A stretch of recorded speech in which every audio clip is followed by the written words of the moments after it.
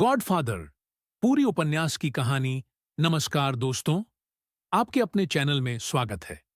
आज हम बात करेंगे दुनिया के सबसे प्रसिद्ध और प्रभावशाली उपन्यासों में से एक, द गॉडफादर की, जिसे 1969 में मारियो पूजो ने लिखा था। इस उपन्यास ने क्राइम फिक्शन की परिभाषा बदल दी और एक सांस्कृतिक आइकन बन गया। इसकी अविस्मरणीय कहानी, गहरे किरदार और ताकतवर थीम्स ने इसे एक क्लासिक बना दिया है। तो चलिए 10 से 15 मिनट की इस रोमांचक यात्रा में डूबते हैं। गॉडफादर की दुनिया में आपका स्वागत है। द गॉडफादर का सेटअप न्यूयॉर्क के संगठित अपराध की दुनिया में है। यह कहानी है शक्तिशाली कॉर्लियोन परिवार की, जिसका नेतृत्व चतुर और सम्मानित डॉन वीटो कॉर्लियोन करते हैं। यह उपन्यास सिर्फ अपराध की नहीं, बल्कि परिवार की निष्ठा, धोखा और सत्ता की क्रूर सच्चाई की जटिल दुनिया को दर्शाता है।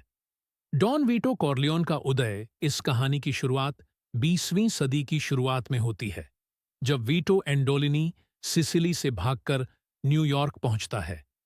उसका परिवार एक स्थानीय माफिया डॉन द्वारा मारा गया होता है। एक गरीब आप्रवासी के रूप में अमेरिका आने के बाद वह अपनी होशियारी, साहस और कठोर निर्णयों के बल पर एक विशाल साम्राज्य खड़ा करता है। वह अपने गृहनगर का नाम अपनाता है और डॉन वीटो कॉर्लियोन बन जाता है, एक ऐसा व्यक्ति जिससे हर कोई डरता भी है और सम्मान भी करता है। डॉन का सिद्धांत, सम्मान, परिवार और ताकत। वीटो का जीवन एक सख्त आदर्श पर आधारित है, परिवार और सम्मान की शक्ति। वह हमेशा कहता है, मैं उसे एक ऐसा प्रस्ताव दूंगा जिसे वह मना नहीं कर सके। उसके लिए सम्मान केवल पैसे से नहीं, बल्कि वफादारी और भय से अर्जित किया जाता है। यह सिद्धांत उसके विशाल अपराध साम्राज्य की नींव है। संघर्ष की शुरुआत, सोलोजो और ड्रग्स का व्यापार। कहानी का मुख्य संघर्ष तब शुरू होता है जब drug dealer Virgil Sollozzo Don Vito को एक जोखिम भरे लेकिन लाभदायक ड्रग्स के व्यापार में शामिल होने का प्रस्ताव देता है। वीटो, जो अपनी राजनीतिक पहुंच को महत्व देता है, इस प्रस्ताव को ठुकरा देता है, क्योंकि उसे डर है कि इससे उसकी साख कमजोर हो जाएगी। इस अस्वीकार के बाद सोलोजो बदला लेने के लिए वीटो की हत्या की कोशिश करता है। माइकल का परिवर्तन। शुरुआत में वीटो का सबसे छोटा बेटा माइकल पारिवारिक धंधे से दूर रहना चाहता है। एक युद्ध नायक, माइकल एक सामान्य जीवन जीने का सपना देखता है। लेकिन जब उसके पिता पर हमला होता है, तो माइकल परिवार की रक्षा के लिए आगे आता है।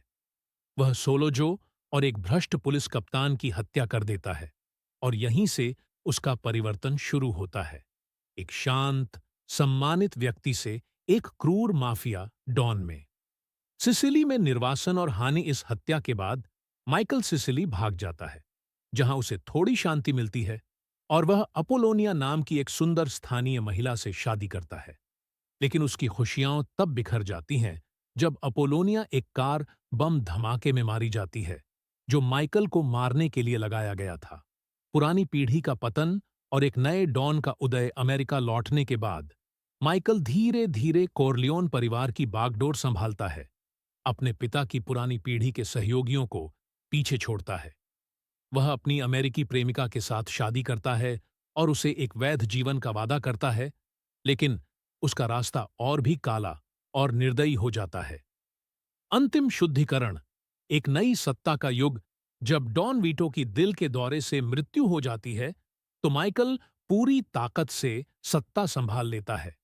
एक सुनियोजित अभियान में वह अपने सभी दुश्मनों को खत्म कर देता है, जिसमें पारिवारिक गद्दार और प्रतिद्वंदी माफिया डॉन शामिल होते हैं। इस रक्तपात के बाद माइकल निर्विवाद गॉडफादर बन जाता है, अपने परिवार का संरक्षक, लेकिन अपनी आत्मा का हत्यारा। विरासत और प्रभाव। गॉडफादर सिर्फ अपराध की कहानी नहीं है, यह एक ऐसी गाथा है जो असीम महत्वाकांक्षा और वफादारी की ऊंचाई और कीमत को दर्शाती है। यह एक जीवन की त्रासदी है जो हिंसा और भय पर आधारित है। अंतिम विचार और कॉल टू एक्शन। अगर आपको यह कहानी पसंद आई हो, तो इस वीडियो को लाइक करें, अपने दोस्तों के साथ शेयर करें और हमारे चैनल को सब्सक्राइब करें।